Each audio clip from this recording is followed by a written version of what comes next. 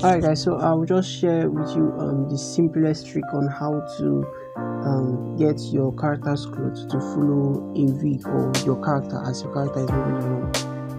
If you observe the video we have here, you will see that the character is moving, but the lab coat she's wearing isn't moving along with her. So I'll just hop in now to show you what you can do to fix this particular issue.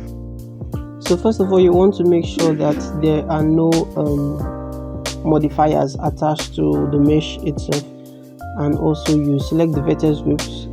Ensure that there are no vertex groups in the cloth mesh you want to use. So if you have anyone before now, you have to remove everything as I did, and then you select your character, then you select the clothes you want to affect, and then you go into weight painting.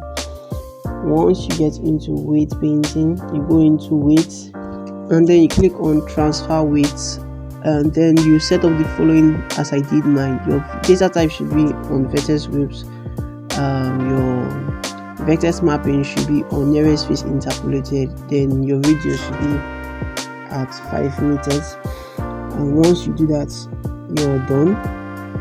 So I'm just going to click set my radius to 5 as you see here, and once you do that, you're basically done. So the next thing is just to add your armature modifier to the clothes itself. So I'll just go into my modifiers. And I would select armature and select the same the same armature that is controlling the character as well. And once you do that, you see your character's clothes would follow the character immediately. So I hope this helps. There are several other techniques definitely. So, but in case this doesn't work out, you can just reach out and I will be able to help you out.